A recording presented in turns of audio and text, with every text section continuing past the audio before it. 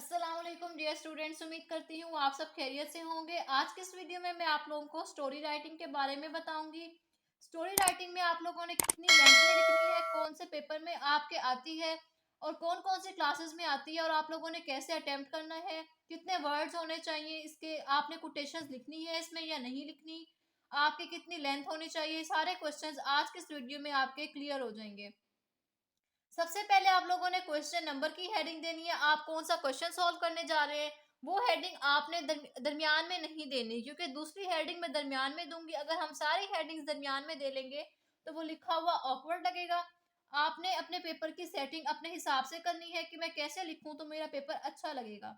ये प्रैक्टिस आप लोगों ने अपने स्कूल के टेस्ट में, अपने प्री बोर्ड एग्जाम में करनी है जो आप लोगों के स्कूल कॉलेज वाले लेते हैं, और इस तरह से फिर आपने अपने बोर्ड में पेपर करके आना है। ठीक है। अगर आप इस तरह से पेपर करते हैं तो इंशाल्लाह आप लोगों के पूरे नंबर आएंगे, कोई आपके नंबर नहीं काट सकेगा।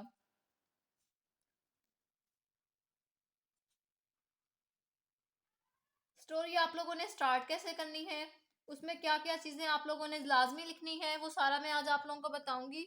स्टोरी राइटिंग के बाद आपने 604 मार्कर से स्टोरी की हेडिंग दे देनी है। लाइक मैं यहाँ पे स्टोरी लिख रही हूँ यूनियन इज स्ट्रेंथ, तो मैं यहाँ पे इसकी हेडिंग दूंगी। अब इसकी हेडिंग मैं थोड़ी डिफरेंट स्टाइल से दूंगी। जैसे आप लोगों को पता है मेरी राइटिंग जो है वो स्ट्रेट है और मैं दोनों का मिक्सचर यूज करके मार्कर को यूज करती हूँ। 604 और 605 दोनों को आपने यूज करना है। अगर आप एफएससी के स्टूडेंट हैं, अगर आप मैट्रिक के स्टूडेंट हैं तो आप सिर्फ 604 भी यूज करेंगे तो आपका पेपर बहुत अच्छा लगेगा। मैंने अपने मैट्रिक में कभी भी 605 यूज नहीं किया। इनफैक्ट मैंने 605 का यूज सीखा ही अपने कॉलेज में जाके था।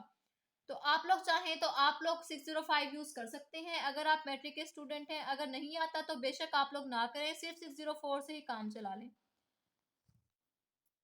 यूनियन स्ट्रेंथ, हमने सबसे पहले अपनी हेडिंग दे लेनी है। हेडिंग देने के बाद हमने पैराग्राफ की सूरत में स्टार्ट करना है, और पैराग्राफ की सूरत में स्टार्ट करने के लिए आप लोगों ने यहाँ से स्टार्ट नहीं करना। बिल्कुल लाइन के जो मार्जिन लाइन होती है वहां से आपने स्टार्ट नहीं करना, बल्कि यहाँ से आपने थोड़ा सा गैप देना है और यहाँ से स्टार्ट लेना है। ठीक है। कोई भी स्टोरी स्टार्ट होती है तो वो वंस से स्टार्ट होती है। ठीक है। जैसे हम कोई भी स्टोरी लिखें, थर्स्टी क्रो तो हमें नहीं आती अब मैट्रिक एफएससी के लेवल पे, और स्टोरीज ही आती हैं। कोई भी आप स्टोरी लिखने जा रहे हैं वो एक स्पेसिफिक वर्ड से स्टार्ट होती है। अगर आप चाहें तो उसका एक और तरीका भी है जो मैं आप लोगों के साथ शेयर करूंगी, जो कॉलेज के स्टूडेंट्स के लिए बहुत इंपॉर्टेंट है। अगर आप लोग वो तरीका यूज करते हैं तो उससे आपकी स्टोरी की लेंथ भी अच्छी हो जाती है और पेपर प्रेजेंटेशन में भी इम्प्रूवमेंट आती है। ठीक है। मैं इसका थोड़ा सा पार्ट लिख लेती हूँ। ये देखिए मैंने एक पैराग्राफ लिखा था। अब उसके बाद मैंने सेकंड पैराग्राफ जब स्टार्ट किया है, इसकी मेन चीज ये ध्यान में रखनी है आप लोगों ने कि जब आप सेकंड पैराग्राफ स्टार्ट करेंगे तो जहां से आपने अपना फर्स्ट पैराग्राफ स्टार्ट किया था आपने वहीं से अपना सेकंड पैराग्राफ स्टार्ट करना है। ऐसा नहीं करना कि आप लोग फर्स्ट पैराग्राफ यहाँ से स्टार्ट कर रहे हैं और सेकंड पैराग्राफ आप लोग यहाँ से स्टार्ट कर दें। आप लोगों ने एक ही सीक्वेंस रखना है। पूरी स्टोरी में आप लोगों ने यही सीक्वेंस रखना है। चाहे आपका नेक्स्ट पेज आ जाए, आपने अंदाजे से इसी पैरा इतना ही जगह छोड़ के अपना पैराग्राफ स्टार्ट करना है। ठीक है। अच्छा, अब मैं पूरी स्टोरी नहीं लिख रही, मैंने सिर्फ आप लोगों को तरीका बताना था।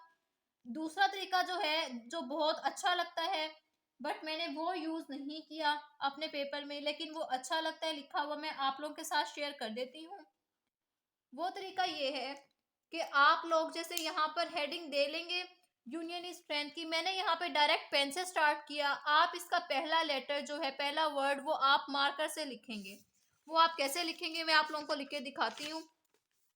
एज इट इज आप लोगों ने हेडिंग दे लेनी है जैसे मैंने आप लोगों को पिछले पेज पे बताई है। वो मैं दोबारा इसलिए नहीं दे रही ताकि वीडियो लंबी ना हो। आपने मार्कर से एक स्टाइलिश राइटिंग में बनाना है। ठीक है।